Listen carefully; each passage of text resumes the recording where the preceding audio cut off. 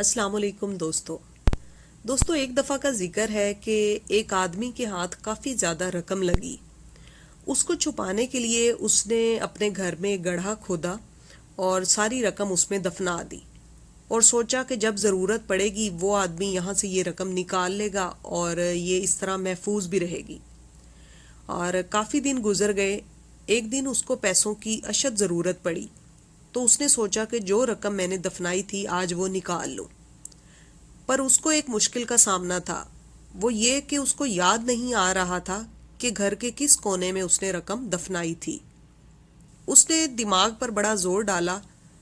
वो जगह उसे बिल्कुल भी याद नहीं आ रही थी कि उसने वो रकम कहाँ दफनाई है।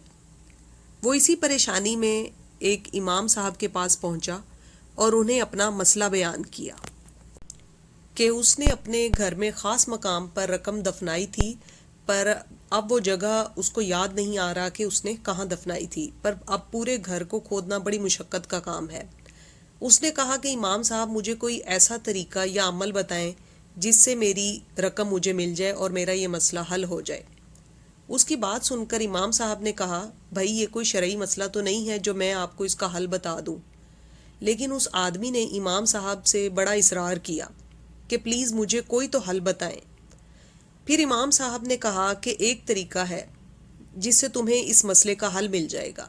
वो आदमी बड़ा खुश हुआ, जैसे उसे एक अंधेरे में एक किरण नज़र आई है रोशनी की, और कहा बताएं, मैं आपकी बात पर अमल करूँगा। इमाम साहब ने कहा कि तुम रात को नवाफिल पढ़ना शुरू कर देना और तब तक पढ़ते रहना जब तक कि वो जगह तुम्हें याद ना आ जाए।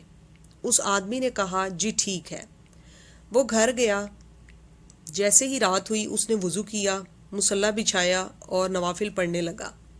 अभी 2 रकत नवाफिल शुरू ही किए थे कि उसको वो जगह याद आ गई। उसने 2 रकत मुकम्मल किए और उस जगह को खोदना शुरू किया और कुछ ही देर बाद उसको उसकी मतलूबा रकम मिल गई। वो अगले दिन इमाम साहब से मिला और बताया कि मुझे तो 2 रकत नमाज शुरू करते ही वो जगह याद आ गई, बहुत ज़्यादा नफल नहीं पढ़ना पड़े। ये सुनकर इमाम साहब मुस्कुराए और बोले कि ये शैतान ने याद दिलाई। उसको भला कब गवारा था कि तुम सारी रात नवाफिल पढ़ते, इसलिए उसने फ़ौरन याद दिलवा दिया।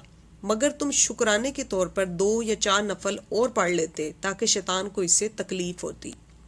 दोस्तों आपने नोट किया होगा, हम भी अक्सर जब नमाज स्टार्ट करते हैं तो हमें ऐसी ऐसी बातें याद आती हैं जो हमें अभी तक याद ही नहीं आई हुई होती। यानी नमाज में हमारा ध्यान नहीं होता बल्कि हमारा दुनियावी मामलात में ध्यान होता है। इवन कि हम काफ़ी ज़्यादा तो हिसाब किताब भी कर बैठते हैं। तो वो सब कुछ क्या है, वो शैतानी अमल है। देखा जाए तो वो शैतान हम पर उस वक़्त अटैक कर रहा होता है। तो हमने शैतान को जो है वो गालिब नहीं आने देना, बल्कि हमने कोशिश करनी है कि वो हार जाए। तो लिहाजा कोशिश करें कि अपना ध्यान जो है वो नमाज में पूरी तरह लगाएं और अल्लाह ताला से लो लगाएं, और अल्लाह ताला हमें इस चीज़ की तौफीक भी दे, क्योंकि अल्लाह ताला की तौफीक के बगैर कुछ भी नहीं मुमकिन। उम्मीद है आपको आज का ये जो वाक़या मैंने आपके साथ छोटा सा स्टोरी शेयर की है वो आपको अच्छी लगी होगी। तो कमेंट सेक्शन में ज़रूर बताइएगा। इस चैनल को भी सब्सक्राइब कीजिएगा। अल्लाह हाफिज़।